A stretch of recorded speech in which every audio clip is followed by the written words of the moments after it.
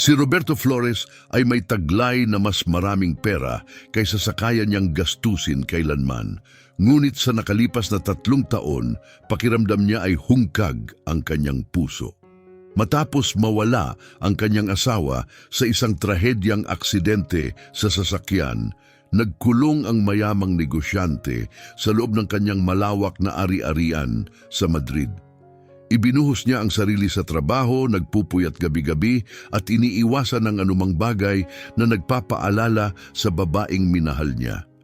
Ngunit isang araw, napansin niya ang isang kakaiba tungkol kay Rosa, ang pinagkakatiwalaan niyang kasambahay. Si Rosa, 32 taong gulang, ay nag-aalaga ng kanyang tahanan sa loob ng 5 taon. At ngayon, malinaw na siya ay buntis, malaki na ang kanyang tiyan. Gayunman, hindi pa siya kailanman nagsalita tungkol sa isang kapareha o kahit nagbanggit man lang ng pagkakaroon ng pamilya. Dahil sa kanyang pagkamausisa, nagsimulang mas bigyang pansin ni Roberto si Rosa. Napansin niya ang mga banayad na paraan kung paano nito itinatago ang kanyang morning sickness. Ang bahagyang panginginig ng kanyang mga kamay tuwing dumaraan siya at kung paanong palagi itong umiiwas ng tingin sa halip na salubungin ang kanyang mga mata. Isang umaga, habang palabas ng bahay si Rosa, nasuot ang kanyang uniforme at may dalang itim na handbag na tila may sandaling lakad lamang. Gumawa si Roberto ng isang bagay na hindi niya karaniwang ginagawa. Sinundan niya ito. Ang kanyang natuklasan noong araw na iyon ay nagpaiyak sa kanya at tuluyang nagbago sa takbo ng kanyang buhay. Kung handa ka ng sumabak sa emosyonal na paglalakbay na ito, mag-iwan ng komento at sabihin kung saan ka nanonood. Si Roberto Flores ay 42 taong gulang na may personal na yaman na humihigit sa 500 milyong euro. Siya ang henyo sa likod ng Flores Technologies, isang software company na nagpabago sa industriya ng teknolohiya sa Espanya at lumawak sa buong Europa. Madalas, lumabas ang kanyang mukha sa mga pabalat ng mga business magazine, palaging may seryoso at hindi mabasang ekspresyon. Akala ng mga tao, ito'y tanda ng ambisyon, ngunit sa totoo lang, iyon ang mukha ng isang lalaking wala nang maramdaman. Nakatira siya sa isang napakalaking mansyon na may lawak na 2,000 metro kwadrado na matatagpuan sa marangyang distrito ng La Moraleja sa labas ng Madrid. Meron ng bahay ng 20 maluluwag na silid, isang Olympic-sized na swimming pool, magagandang hardin na nangangailangan ng 3 full-time na hardinero at isang katahimikan na madalas ay nakakasakal.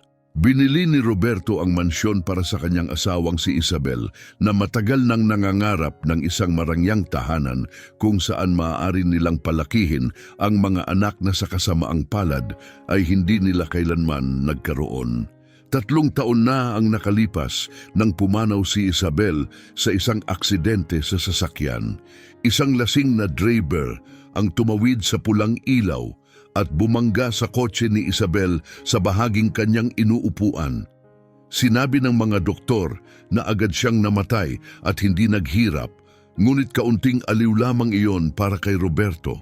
Ang alam niya, may isang bahagi ng kanyang sarili ang nawala kasama niya noong araw na iyon. Mula noon, parang anino na lamang siyang nabubuhay.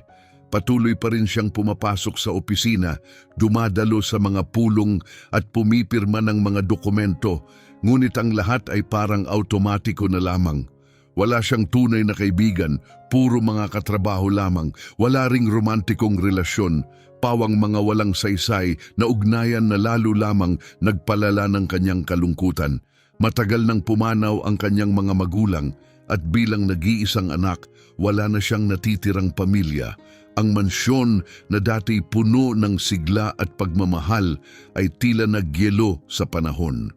Hindi niya ginalaw ang mga gamit ni Isabel. Naroon pa rin ang kanyang mga libro sa tabi ng kama, ang kanyang mga damit sa aparador at ang kanyang pabango sa estante ng banyo. Mahigpit niyang ipinag-utos sa mga tauhan na huwag galawin ang kahit isang bagay. Dapat silang maglinis sa paligid ng kanyang mga gamit na para bang maaari siyang bumalik anumang sandali. Maliit ngunit mahusay ang mga tauhan ng bahay, isang butler, isang chef, 2 hardinero, isang chuper at isang kasambahay. Ang kasambahay na iyon ay si Rosa Reyes, isang babaeng nasa unang bahagi ng kanyang 30 taon na nagtatrabaho roon sa loob ng 5 taon. Personal na inupahan ni Isabel si Rosa matapos itong piliin mula sa mahabang listahan ng mga aplikante mula sa isang ahensya. Minsan niyang sinabi kay Roberto na si Rosa ay may mabait na mga mata, masisipag na kamay at tunay na mainit na puso at tama siya. Sa loob ng 2 taong buhay pa si Isabel, si Rosa ay naging higit pa sa isang tagalinis ng bahay. Naging kanyang pinagkakatiwalaan siya, isang malapit na kaibigan, isang taong mapagbubuhusan ng damdamin.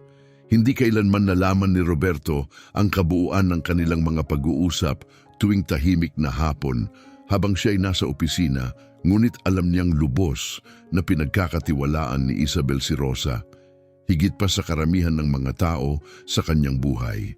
Matapos ang pagpanaw ni Isabel, pinanatili ni Roberto si Rosa hindi lamang dahil mahusay itong magtrabaho, kundi dahil isa siya sa huling ugnayan niya sa kanyang asawa. Naalala ni Rosa kung paano gustong ayusin ni Isabel ang mga bagay, ang mga detalyeng mahalaga sa kanya, at iningatan niya ang mga alaalang nalimutan na mismo ni Roberto. Ang pagkakaroon ni Rosa sa bahay ay parang pag-iingat ng isang bahagi ni Isabel. Sa loob ng 3 taon na natiling propesyonal ang kanilang relasyon.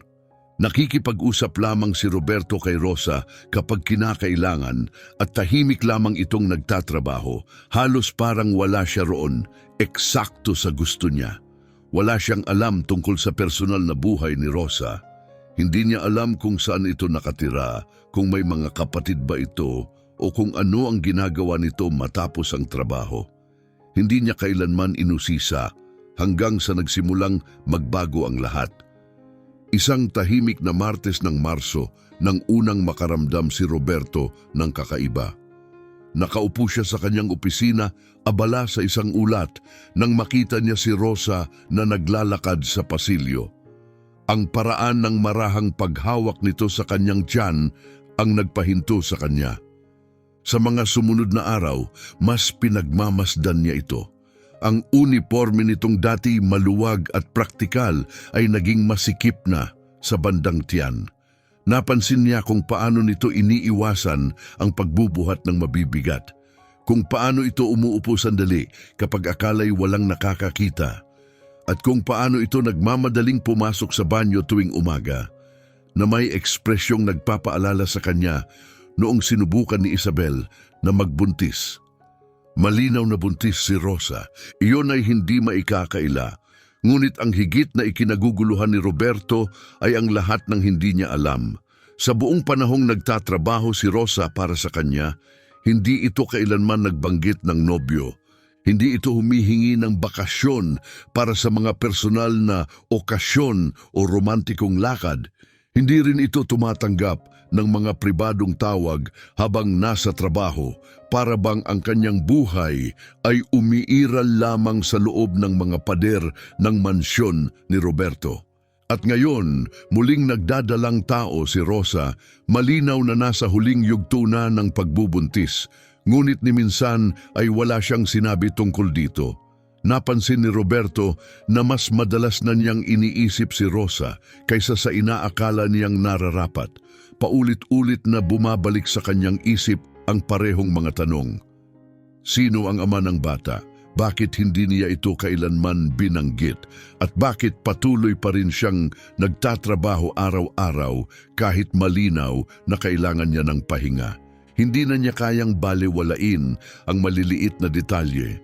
Nagtataka siya kung bakit nanginginig ang mga kamay ni Rosa tuwing dumaraan siya, kung bakit iniiwasan nitong salubungin ang kanyang tingin, at kung bakit palagi itong tila handang magtapat ng isang bagay, ngunit biglang tumatahimik sa huling sandali. Hindi mapagkakaila ang tensyong bumabalot sa kanya. Isang Biyernes ng hapon, nakatayo si Roberto sa sala nang mapansin niyang naghahanda nang umalis si Rosa. Isinuot nito ang kanyang coat sa ibabaw ng uniforme, kinuha ang kanyang lumang itim na handbag at lumabas sa pintuang pangserbisyo tulad ng ginagawa niya tuwing gabi. Ngunit sa pagkakataong iyon, may gumalaw sa loob ni Roberto. Isang biglaang pagnanasa ang umusbong, isang bagay na hindi niya maipaliwanag at hindi rin niya mapigilan, nang hindi lubos na nauunawaan kung bakit nagpasya siyang sundan si Rosa. Marahil iyon ay dahil sa pag-uusisang ilang linggo nang lumalaki sa kanyang loob.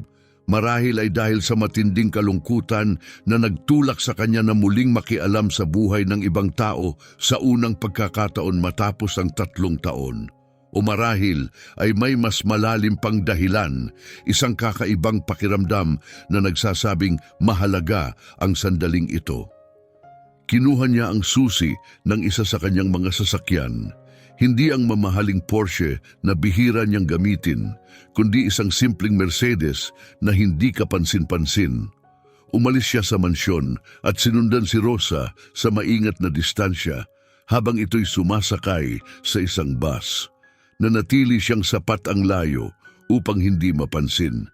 Halos 1 oras ang biyahe. Sa wakas, bumaba si Rosa sa isang payak na komunidad ng mga manggagawa sa labas ng Madrid. Puno ang lugar ng mga lumang gusali ng apartment, makikitid na kalsada at maliliit na tindahan, mga lugar na ni minsan ay hindi napuntahan ni Roberto sa buong buhay niya. Sinundan niya ito habang naglalakad. Nananatili sa mga anino, nakakaramdam ng hiya at pagkailang tulad ng isang taong lumalampas sa hangganang moral. Gayunpaman, hindi niya nagawang huminto. Pumasok si Rosa sa isang luma at kupas na gusali ng apartment at nagsimulang umakyat sa hagdan. Naghintay si Roberto ng ilang minuto bago siya pumasok, saka dahan-dahang umakyat hanggang sa 2 palapag, kung saan niya huling nakita si Rosa. Iisa lamang ang apartment sa pasilyo, bakbak ang pintura ng pinto at halos hindi na mabasa ang numero ng apartment. Pagkatapos, may narinig si Roberto na nagpahinto sa pagtibok ng kanyang puso. Isang munting tinig ng bata, ang marahang nagtanong kung nakauwi na ba si Mommy. Agad na sumagot si Rosa, mainit at malambing ang tinig na oo, naroon na siya. Nanlambot si Roberto. May anak si Rosa, isang anak na hindi niya kailanman nabanggit sa loob ng 5 taong pagtatrabaho niya sa kanya. Nakatayo siya ron, hindi makagalaw, naguunahan ng mga isipin sa kanyang ulo. May bahagi sa kanyang gustong kumatok sa pinto at humingi ng mga sagot. May bahagi ring gustong tumalikod, umalis kaagad at bumalik sa kanyang tahimik na mansyon na kunwari hindi kailanman nangyari ang lahat ng ito. Bago pa siya makapagpasya, bumukas ang pinto. Nakatayo roon si Rosa sa kanyang uniforme, maputla ang mukha sa gulat. Isang batang lalaki, humigit kumulang 4 na taong gulang, ang mahigpit na nakakapit sa kanyang binti. Nang makita niya si Roberto, biglang nawala ang kulay sa kanyang mukha. Napuno ang kanyang mga mata ng takot, pangamba, at isang bagay pa na hindi agad naunawaan ni Roberto. Sa loob ng ilang mahahabang segundo, wala ni isa sa kanila ang nagsalita. Tumingala ang bata kay Roberto nang may inosenteng pag-uusisa, walang kamalay-malay sa tensyong pumupuno sa silid. Litong-lito sa biglang paninigas ng kanyang ina. May maitim na buhok ang bata, malalaking matang puno ng damdamin, at isang ngiting tumama kay Roberto na parang suntok sa dibdib. Masakit nitong pinaalala sa kanya ang isang taong minahal niya ng buong lalim. Si Isabel, hindi itinama niya ang sarili sa matinding pagkabigla. Hindi kamukha ng bata si Isabel, kamukha niya ang bata. Sa sandaling iyon, nagtagpo ang lahat, ang edad ng bata, ang kasalukuyang pagbubuntis ni Rosa, ang kanyang katahimikan, ang pag-iwas nito sa kanyang tingin, ang panginginig ng kanyang mga kamay, ang mga lihim na matagal nitong kinimkim, Sa nanginginig na tinig, inanyayahan siya ni Rosa na pumasok. Maliit at payak ang apartment, pinagsamang sala at kusina, isang silid tulugan at isang napakaliit na banyo. Luma ang mga kasangkapan, ngunit malinis. May mga guhit ng bata na nakadikit sa mga dingding at may amoy ng simpleng pagkaing niluto ng mas maaga noong araw na yon. Ang bata, na ang pangalan ay Marcelo, ay marahang pinapunta sa kanyang silid upang maglaro. Nang sila na lamang ang magkasama, sa wakas ay nagsalita si Rosa. At sinabi niya ang lahat. 5 taon na ang nakalipas, ilang sandali matapos siyang magsimulang magtrabaho sa mansyon, may isang pangyayaring nagbago sa kanyang buhay magpakailanman. Isang gabi, habang wala si Isabel at bumibisita sa kanyang pamilya, umuwi si Roberto na lubos na wasak. Katatanggap lamang niya ng nakapipinsalang balita. Muling nabigo ang mga fertility treatment at naniniwala ang mga doktor na halos wala ng tsansang mabuntis si Isabel. Sobra siyang uminom noong gabing iyon. Umiyak siya sa paraang hindi pa kailanman nakita ni Rosa. Natagpuan niya itong nakahandusay sa sala, nilalamon ng lungkot at kawalan ng pag-asa. Sinubukan niya itong aliwin. At sa isang punto, lumampas ang aliw na iyon sa hangganan. Walang maalala si Roberto sa mga sumunod na nangyari. Binura ng kanyang kalasingan ang gabing iyon sa kanyang alaala. Ngunit naalala ni Rosa ang bawat sandali. Naalala niya ang sakit sa mga mata ni Roberto, ang kanyang kahinaan, ang paraan ng paghalik nito sa kanya at kung paanong wala siyang lakas upang itulak ito palayo. Nang magising si Roberto kinabukasan na walang anumang alaala ng gabing iyon, pinili ni Rosa na manahimik. Nakaramdam siya ng matinding hiya, natakot siyang mawalan ng trabaho, higit sa lahat natakot siyang masaktan si Isabel, ang babaeng nagpakita sa kanya ng kabutihang hindi pa niya kailanman naranasan. Pagkatapos, nalaman niyang siya ay buntis. Sa panahong iyon, nakabalik na si Isabel mula sa kanyang biyahe. Ang pagsasabi ng totoo ay sisira sa isang pagsasama at dudurog sa buhay ng isang babaeng labis na minahal at iginalang ni Rosa. Kaya gumawa siya ng isang masakit na desisyon. Nagkunwari siyang ang pagbubuntis ay bunga ng isang nobyong hindi naman talaga umiiral. Nagpatuloy siya sa pagtatrabaho hanggang sa hindi na maitago ang kanyang lumalaking tiyan. Pagkatapos ay humiling siya ng 6 na buwang bakasyon na sinabing may personal siyang dahilan. Hindi kailanman nalaman ni Isabel ang katotohanan. Namatay siya nang hindi nalalaman na ang batang pinangarap niyang magkaroon ay talagang umiiral, ngunit hindi bilang kanyang anak. Isinilang si Marcelo makalipas ang 9 na buwan mula noong gabing iyon. Pinalaki siya ni Rosa ng mag-isa, ginamit ang kanyang ipon upang mabuhay habang siya'y naka-leave. Nang maubos ang pera, bumalik siya sa pagtatrabaho sa mansyon, pasan ang kanyang lihim araw-araw. Araw-araw na iniiwan ni Rosa ang kanyang anak sa isang kapitbahay habang siya'y nagtatrabaho sa mansyon ni Roberto. Sa lahat ng panahong iyon, wala siyang kamalay-malay na ilang milya lamang ang layo. Pinalalaki ni Rosa ang sarili niyang anak, ang anak niya mismo. At ngayon, muli siyang buntis. Agad niyang nilinaw, hindi na si Roberto ang ama ng batang ito. Ang ama ay isang lalaking nakilala niya noong nakaraang taon, isang taong nangako ng pagmamahal at katatagan, ngunit biglang nawala nang sabihin niyang siya'y nagdadalang tao. Muli na naman siyang naiwan mag-isa. May isang batang anak, isa pang sanggol na paparating at isang buhay na masalimuot na nakatali sa lalaking hindi sinasadyang naging ama ng kanyang unang anak. Nang matapos si Rosa sa pagkukwento ng kanyang buhay, basang-basa ng luha ang mukha ni Roberto. Ngunit hindi iyon luha ng galit o pagtataksil. Hindi.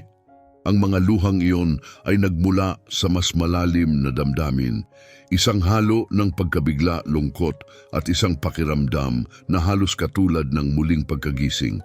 Tumingin siya kay Marcelo na bumalik sa silid at naglalaro sa sahig ng mga laruan niyang sasakyan, ganap na walang kamalay-malay sa katotohanang kakabunyag pa lamang.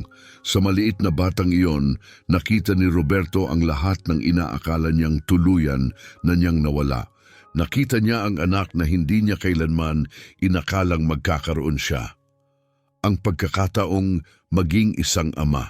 Isang layunin sa buhay na umiiral na pala sa loob ng maraming taon nang hindi niya alam. Noong gabing iyon, hindi umuwi si Roberto, na natili siyang nakaparada sa labas ng gusali ni Rosa, mag-isa sa loob ng kanyang sasakyan. Kasama mo pa ba kami? Kung naantig ka ng kwentong ito, i-like mo ito at huwag kalimutang mag-subscribe para sa mas marami pang kwento. Ngayon, magpatuloy tayo. Habang lumilipas ang gabi, nanatili roon si Roberto, tila nagyelo sa pagitan ng dalawang mundo. Hindi niya magawang umalis, ngunit hindi rin siya handang kumatok muli sa pinto. Paikot-ikot ang kanyang mga iniisip. Lungkot, pagsisisi, pagkalito at isang hindi pamilyar na damdaming mapanganib na malapit sa pag-asa. Mayroon siyang anak. Isang batang may mga mata niya, ang ngiti niya, at ang parehong mausisang paraan ng pagkiling ng ulo kapag nag-iisip. At ang batang iyon ay lumaki ng 4 na buong taon nang wala siya. Lahat dahil sa isang gabing nakalimutan at isang lihim na itinago dahil sa takot. Tumingala si Roberto sa bintana sa 2 palapag. Iniisip si Rosa sa loob, marahil ay gising din, tulad niya. Naisip niya si Isabel kung paano kaya siya tutugon kung nalaman niya ang katotohanan. Sigurado siyang masasaktan ito, ngunit alam din niyang mamahalin sana ni Isabel si Marcelo. Higit sa anumang bagay sa mundo, pinangarap niyang magkaroon ng anak, at kahit masakit ang katotohanan, sapat ang laki ng kanyang puso upang mahalin ang batang iyon. Dumating ang mas mabibigat na pag-iisip, ang mga sandaling hindi na niya mababawi, ang unang salita ni Marcelo, ang unang hakbang, ang unang gasgas sa tuhod, ang unang kwentong pampatulog, lahat ng maliliit ngunit mahiwagang sandali ng pagiging ama, nawala sa katahimikan ng isang mansyon na naging dambana ng sakit. Habang nagdadalamhati si Roberto ng mag-isa, ang kanyang dahilan upang mabuhay ay palang naroon lamang, naghihintay na matagpuan. Pagsikat ng araw sa Madrid, nagpasya si Roberto. Hindi siya tatakbo, hindi niya iiwasan ang katotohanan o ililibing ito tulad ng ginawa niya sa lahat ng iba pa. Hindi niya hahayaang pigilan siya ng takot o pagkakasala. Sa unang pagkakataon, matapos ang 3 mahahabang taon, pipiliin niya ang isang bagay na tunay na mahalaga, isang bagay na totoo, isang bagay na maaaring makatulong sa kanyang tuluyang paghilom. 9:00 ng umaga, bumalik siya sa pintuan ni Rosa. Binuksan ito ni Rosa na may mapupula at pagod na mga mata, halatang hindi rin siya nakatulog. Gusot ang kanyang uniforme, tila doon na siya nakatulog, at bahagyang nanginginig ang kanyang mga kamay habang binubuksan ang pinto. Si Marcelo ay nasa kusina, masayang kumakain ng almusal at humuhuni, walang kamalay-malay sa unos ng damdaming bumabalot sa mga matatanda. Maingat na nagsalita si Roberto, sinabi niyang hindi siya galit, na naiintindihan niya na hindi niya siya sinisisi sa pagtatago ng katotohanan na napakahirap ng sitwasyon para sa kanya, para kay Rosa, para sa lahat. At pagkatapos, sinabi niya ang mga salitang nagbago ng lahat. Nais niyang makilala ang kanyang anak, maging bahagi ng buhay nito, bumawi sa mga panahong nawala. Bumigay si Rosa. Umiyak siya ng walang pagpigil, mga luha ng ginhawa at matinding pagod, mga luhang ilang taon nang naghihintay na pumatak. Napakaraming gabi niyang kinatakutan ang sandaling ito. Iniisip niyang itataboy siya ni Roberto, tatanggalin sa trabaho, idemanda o kukunin si Marcelo. Ngunit wala sa mga iyon ang nangyari. Sa halip dumating si Roberto na may kabaitan, pag-unawa at tapat na hangaring buuin muli ang isang bagay mula sa mga piraso ng nakaraan. Ang mga sumunod ay parehong kakaiba at kahanga-hanga. Madalas nang bumisita si Roberto sa apartment. Gumugol siya ng oras kay Marcelo, dahan-dahang natututuhan kung ano ang ibig sabihin ng pagiging ama. Nakipaglaro siya, nakinig sa walang katapusang tanong ng bata, at pinanood kung paano lumiwanag ang mga mata nito sa bawat bagong tuklas. Ang tawa ni Marcelo ay pumuno sa maliit na apartment na parang sikat ng araw. Pinapainit ang mga bahaging hindi na alam ni Roberto na malamig pa pala sa loob niya. Sa simula, hindi alam ni Marcelo kung ano ang iisipin tungkol sa lalaking biglang araw-araw na lang lumilitaw. Ngunit mas mabilis mag-adjust ang mga bata kaysa sa matatanda. Di naglaon, naging bahagi na si Roberto ng kanyang mundo. Siya ang lalaking nagdadala ng mga bagong laruan, nagkukwento bago matulog, lumuluhod sa sahig upang maglaro ng mga sasakyan at walang pakialam kung madumihan ang kanyang mamahaling damit. Siya ang taong nananatili. Isang buwan matapos malaman ang katotohanan, na pagpasyahan ni Roberto na oras na upang sabihin kay Marcelo kung sino talaga siya. Umupo siya kasama sina Rosa at Marcelo sa kanilang maliit na sopa, mahinahong nagsalita gamit ang mga salitang mauunawaan ng isang 4 na taong gulang. Sinabi niyang siya ang kanyang ama, na hindi niya ito alam noon, ngunit ngayon na alam na niya, nais niyang maging bahagi ng kanyang buhay magpakailanman, na mamahalin niya ito, susuportahan at hinding-hindi na iiwan muli. Tumingala si Marcelo sa kanya gamit ang malalaki at pamilyar na mga mata at nagtanong ng isang simpleng tanong. Ibig bang sabihin niyan pwede na akong magkaroon ng aso? Natawa si Roberto, isang totoong tawa, walang hadlang, puno ng saya. Ito ang unang pagkakataong tumawa siya ng ganoon sa loob ng 3 taon. Nagulat siya sa tunog, pinaalala nito kung sino siya dati, at ipinaalam sa kanya na baka nga magiging maayos din ang lahat. Binago ng mga sumunod na buwan ang lahat. Ipinilit ni Roberto na huminto muna si Rosa sa pagtatrabaho kahit hanggang sa maisilang ang bagong sanggol. Inalok niya ito ng suportang pinansyal, hindi dahil sa awa kundi dahil sa pananagutan. Sa simula tumanggi si Rosa, ayaw tumanggap ng limos. Ngunit ipinaliwanag ni Roberto na hindi ito limos. Ito ay siya sa wakas na ginagawa ang tama. Kalaunan tinanggap niya. Lumipat sina Rosa at Marcelo sa isang bagong apartment sa mas ligtas na lugar. May mas magagandang paaralan at luntiang mga parke. Binayaran ni Roberto ang lahat, ngunit ginawa niya ito ng may paggalang. Walang pamimilit, walang pagkontrol. Nandoon lamang siya, handang tumulong. Alam ni Roberto kung gaano kahalaga kay Rosa ang kanyang pagiging malaya. Kahit tinatanggap nito ang kanyang tulong, mahalaga pa rin para kay Rosa na maramdaman niyang siya ay matatag at hindi umaasa lamang. Iginagalang iyon ni Roberto. Di naglaon, nagsimulang magpalipas ng mga katapusan ng linggo si Marcelo sa mansyon sa La Moraleja. At unti-unti, ang bahay na sa loob ng maraming taon ay parang isang libingan ay nagsimulang magbago. Ang mga pasilyong dati tahimik ay napuno na ngayon ng halakhakan. Nagkalat ang mga laruan sa sahig, natakpan ng mga guhit ng bata ang refrigerator at ang hangin ay puno ng masayang kaguluhan ng isang bata. Ang mga tauhan na nasanay sa tahimik at malamig na presensya ni Roberto ay namangha sa pagbabagong ito. Ang lalaking dati tahimik na dumaraan sa mga pasilyo ay ngayon ay tumatawa na sa hardin, hinahabol ang isang bata na may malapad ng ngiti sa mukha. Lumuluhod siya sa lupa upang maglaro ng mga laruan at sa loob lamang ng ilang linggo, mas madalas na siyang ngumiti kaysa sa buong nakaraang 3 taon.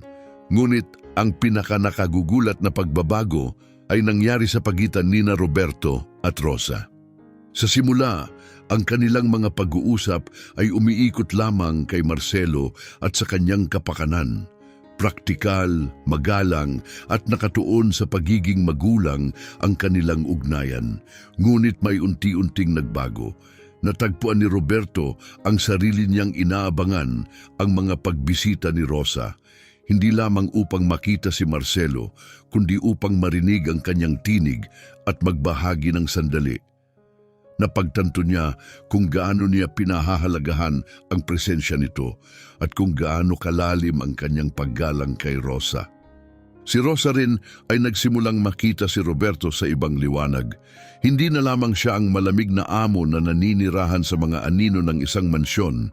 Siya ay isang sugatang lalaki na naghahanap ng daan pabalik sa sarili, isang amang natutong magmahal at isang kaluluwang may napakaraming maibibigay kapag hinayaan na niyang muling makaramdam. Wala ni isa sa kanila ang nagplano para sa pag-ibig. Suot pa rin ni Roberto ang kanyang singsing sa kasal, patuloy pa rin niyang binabanggit si Isabel ng may lambing at hindi niya kailanman nakaligta ang dalawin ang libingan nito tuwing linggo. Si Rosa naman ay nagdadalang tao ng isang batang hindi kanya at dama pa rin ang sakit ng muling pag-abandona. Magulo ang kanilang mga buhay, masalimuot ang kanilang mga nakaraan, ngunit ang pag-ibig ay hindi kailanman nagpakialam sa tamang oras o sa mga pangyayari. Isang mainit na gabi ng Hulyo iyon, mahimbing na natutulog si Marcelo sa silid panauhin. Si Rosa, 7 buwang buntis, ay tahimik na nakaupo sa sopa sa sala. Umupo si Roberto sa tabi niya at doon siya nagsalita. Sinabi niyang hindi niya sinadyang umibig, ngunit nangyari iyon na hindi niya gustong makasama si Rosa dahil lamang kay Marcelo, kundi dahil sa kung sino siya. Isang babaeng nagdala ng mabigat na pasanin ng mag-isa, nagingat sa alaala ni Isabel at pinalaki ang kanyang anak ng may pagmamahal at tapang. Umiyak si Rosa. Madalas na siyang umiiyak nitong mga huling araw dahil sa mga hormone ng pagbubuntis at sa bigat ng lahat ng emosyon. Ngunit kakaiba ang mga luhang iyon. Sinabi niyang mahal din niya si Roberto. Natahimik niya itong minahal sa loob ng maraming taon na ang gabing iyon, 5 taon na ang nakalipas, ay hindi lamang isang pagkakamali. Iyon ang sandaling pumili ang kanyang puso kahit alam ng kanyang isipan na ito'y bawal. Hindi sila naghalikan nung gabing iyon. Masyado pang maaga, masyadong marupok, masyadong puno ng kasaysayan. Ngunit nakatulog silang magkasama sa sopa. Ang ulo ni Rosa ay nakasandal sa dibdib ni Roberto at ang kanyang kamay ay marahang nakapatong sa tiyan nito. Unang beses niyang naramdaman ang sipa ng sanggol. Noong Setyembre, isinilang si Mariana, isang malusog na sanggol na babae na may timbang na 3 kilo, sumisigaw ng buhay mula sa unang sandali. Nandoon si Roberto, hawak ang kamay ni Rosa, malayang tumutulo ang luha habang pinagmamasdan ang pagsilang. Hindi man niya ito anak sa dugo, wala na siyang pakialam. Dahil matagal na niyang napagpasyahan, si Mariana ay magiging anak niya sa lahat ng paraang mahalaga.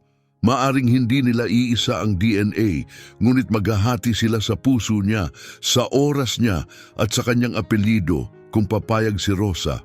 At pumayag siya. Ikinasal sila noong Disyembre sa isang maliit at payapang seremonya sa hardin ng mansyon. Si Marcelo ang may dalang mga singsing, naglalakad ng buong kaseryosohan ng isang batang alam na napakahalaga ng kanyang tungkulin. Si Baby Mariana, 3 buwan pa lamang, ay mahimbing na natulog sa buong seremonya sa mga bisig ng kanyang ninang, isa sa mga tauhan ng bahay na naging parang pamilya na rin. Walang madla, walang kumikislap na kamera, walang artikulo sa mga magasin. Tanging ang mga taong tunay na mahalaga, ang mga tapat na empleyadong nakasaksi sa pagbabago ni Roberto, ilang tunay na kaibigan, At ang mabait na kapitbahay na nag-alaga kay Marcelo nung pinakamahihirap na araw ni Rosa. Bago magsimula ang seremonya, inalis ni Roberto ang singsing ni Isabel. Hindi dahil tumigil na siyang magmahal, hindi dahil nakalimutan na siya, kundi dahil alam niyang hindi siya makabubuo ng kinabukasan kung patuloy siyang kumakapit sa nakaraan. Maingat niyang inilagay ang singsing sa isang kahon, kasama ng mga litrato at alaala, isang pagpupugay sa babaeng palaging may lugar sa kanyang kwento, kahit hindi na siya bahagi ng kanyang kasalukuyan. Pagkatapos ng kasal, opisyal nang lumipat sina Rosa at ang mga bata sa mansyon. Ang bahay na dati umaalingaw-ngaw sa katahimikan ay sa wakas ay naging tulad ng pinangarap ni Isabel noon, isang tunay na tahanan. Isang tahanang puno ng tawanan, maliliit na yabag, kalat sa kusina at init sa bawat sulok.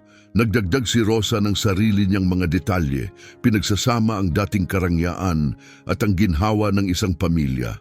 Maingat na inayos ang mga silid ni Isabel, hindi upang burahin siya, kundi upang bigyang daan ang pagpapatuloy ng buhay. Nananatili pa rin ang kanyang mga larawan sa mga pasilyo. Iginagalang at inaalala ang kanyang presensya. Ngunit ang bahay ay hindi na isang libingan ng kalungkutan. Ito'y naging kanlungan ng buhay. Ngayon, 3 taon matapos sundan ni Roberto si Rosa patungo sa maliit na apartment na iyon, masagana ang buhay ng pamilyang Flores sa La Moraleja. Si Roberto ay 45 na at madalas niyang sinasabi na ang tunay niyang buhay ay nagsimula sa edad na 42, ang araw na nalaman niyang mayroon siyang anak.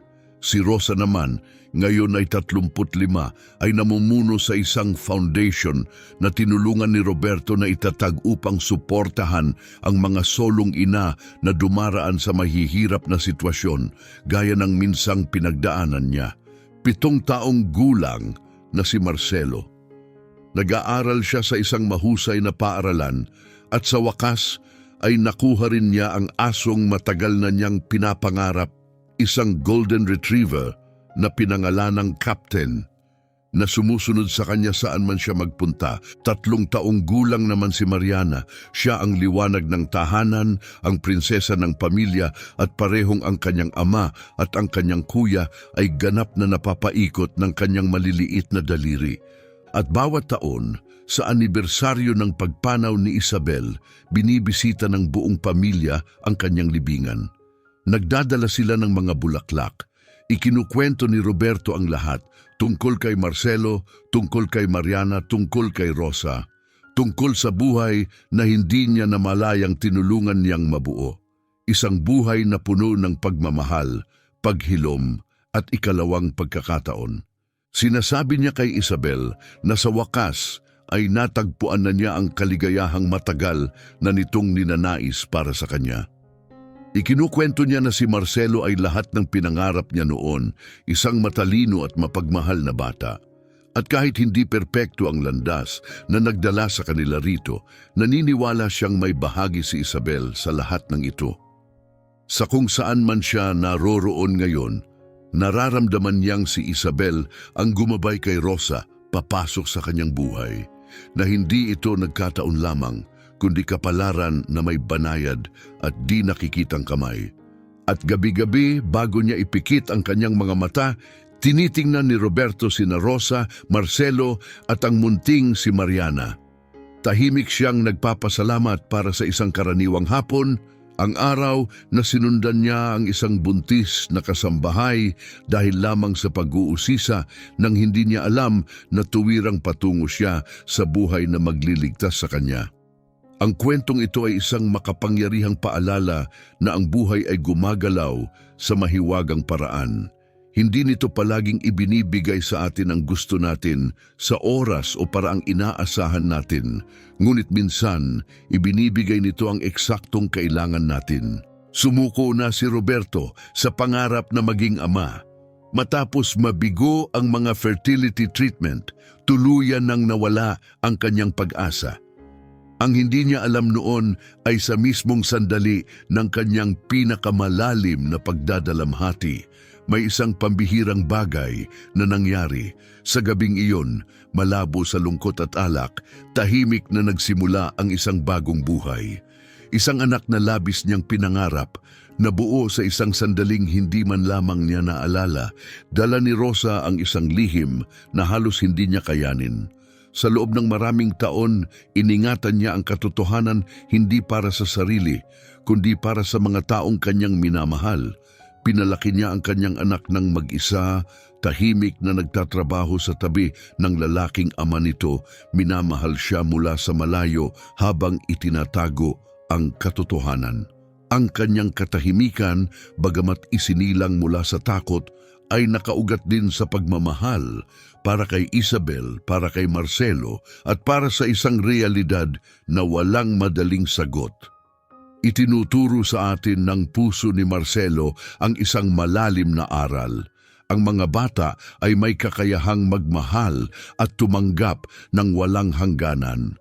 Nang makilala niya ang kanyang ama, hindi siya nagtanong ng mahihirap na bagay o nagdala ng galit. Tinanggap niya ito ng dalisay at bukas na pagmamahal na tanging isang bata lamang ang makapagbibigay. At si Mariana, bagamat hindi kadugo ni Roberto, ay nagpapaalala sa atin na ang pagiging pamilya ay hindi nasusukat sa iisang DNA. Ito ay tungkol sa presensya, sa pag-aalaga, sa pananatili at sa araw-araw na pagpiling magmahal. Ang tunay na ama ay ang taong nananatili, ang humahawak sa maliliit na kamay, nagpupunas ng luha at nakikinig ng buong puso. Hindi ang biyolohiya ang nagtatakda ng ganitong uri ng pagmamahal, kundi ang paninindigan. Kung pinaalala sa iyo ng kwentong ito na kahit ang masasakit na lihim ay maaaring magdala ng pag-asa, na ang kapatawaran ay may kapangyarihang baguhin ang hinaharap, at na ang pamilya ay maaaring matagpuan sa mga pinakahindi inaasahang lugar. Kung gayon, ang mensahe nito ay umabot na sa iyo. Maraming salamat sa pananatili hanggang sa dulo ng paglalakbay na ito.